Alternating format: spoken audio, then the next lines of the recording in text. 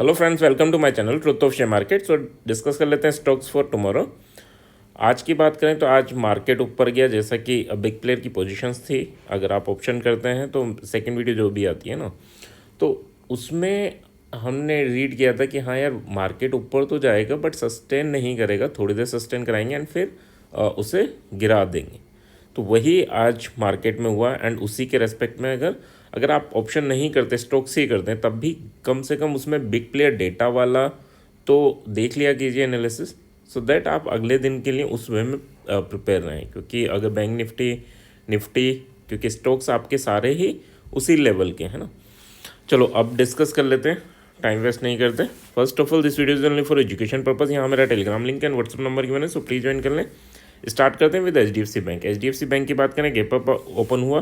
देखो, big player ने position बना रखी थी वीकली बेसिस पे, तो उसकी वजह से क्या है, बैंक निफ्टी को उठाना था एंड सबसे हाई वेटेज कौन था, दैट इज़ HDFC बैंक। तो उसको ऊपर तक लेके गए एंड उसके बाद गिरा दिया एंड हो सकता है आपको कल ये वापस इसी रेंज में आता हुआ देखने को मिले।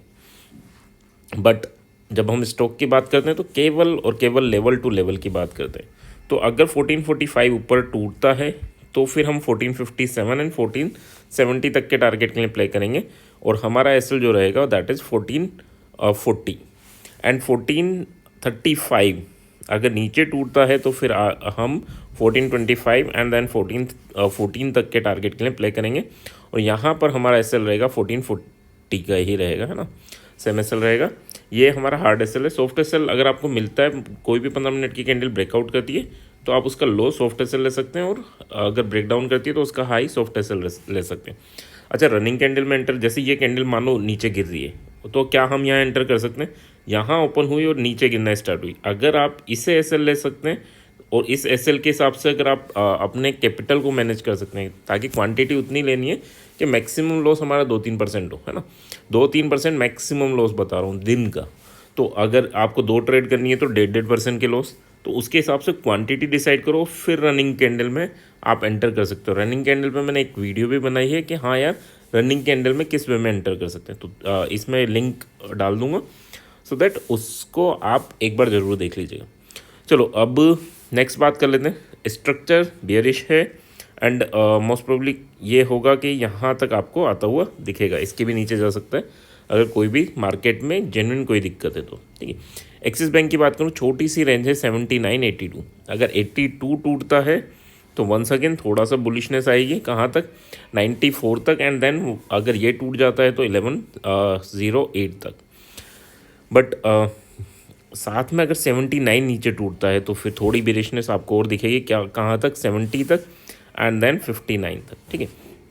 एसएल की बात करें तो आपको 3 पॉइंट का एसएल लेके चलना है, ज़्यादा नहीं, 3 पॉइंट का एसएल लेके चलना है। यानी अगर 79 के नीचे सेल कर रहा हूँ तो 82.5 और 82.5 के ऊपर बाय कर रहा हूँ तो 79, तो ये आपके एसएल रहेंगे। नेक्स्ट बात कर लेते हैं। So that is our Reliance में क्या चल रहा है। देखो, रिलायंस की बात करूँ, नीचे आज ब्रेक डाउन किया बट हाँ फिर वापस खींच के ऊपर लेके क्लोज करा दी, लेकिन लास्ट में कैंडल नीचे आके ही क्लोज हुई है। अब देखना इंपॉर्टेंट है कि कल ये वापस रीअचीव करता है ट्रेंड लाइन को या फिर यहाँ से बड़ा फॉल स्टार्ट होता है। सो अगर 38 के ऊपर जाता है, 2938 के ऊपर जाता है तो 47 एंड 59 तक के टारगेट आपको देखने को मिलेंगे एंड 2932 का आपका एसएल रहेगा। साथ में अगर 28 अगर नीचे तोड़ देता है तो फिर हम सेल कर सकते हैं for the target of 2918 and then 2907। यहाँ पर एसएल की बात करूँ तो 2933 का आपका यहाँ एसएल बनेगा। सो इन्फोसिस की बात कर लेते हैं। इन्फोसिस ने देखो क्या किया, आज एक ट्रेंड लाइन का ब्रेकआउट किया एंड बट ब्रेकआउट फेल कर दिया। इसको समझना, ब्रेकआउट सक्सेसफुल नहीं हुआ, फेल हुआ, तो फिर हायर साइड क्या रहेगा, सेलिंग साइड अपॉर्चुनिटीज़ आपको आइडेंटिफाई करनी पड़ेगी। बट हाँ, ऐसा सच नहीं है कि हमें सेलिंग या बाइंग की से मतलब है। अगर ऊपर का लेवल टूटेगा तो बाइंग करेंगे, नीचे का लेवल टूटता है तो फिर सेल करेंगे।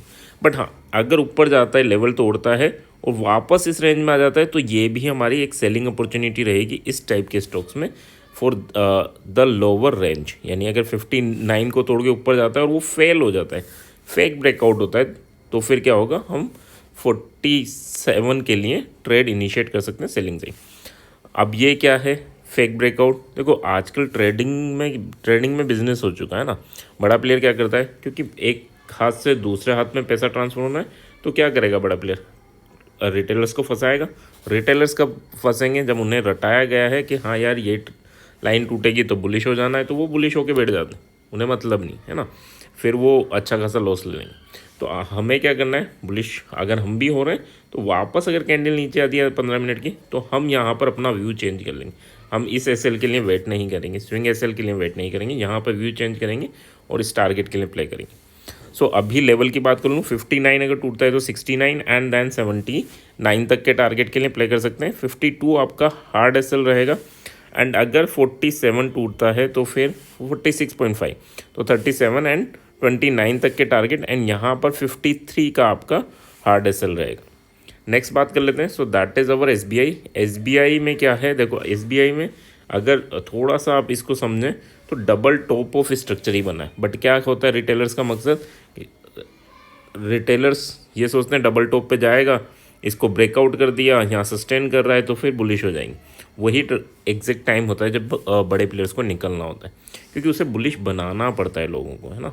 बुलिश बनाएंगे तभी उनकी क्वांटिटीज़ निकल पाएंगी, अदरवाइज़ ये भी सेल कर रहा है, रिटेलर्स भी सेल कर रहा है, बड़ा प्लेयर भी सेल कर रहा है, तो दिक्कत है। मानो इसके नीचे से अगर गिरना स्टार्ट हो जाएगा तो कौन खरीदेगा, ये दिक्कत है।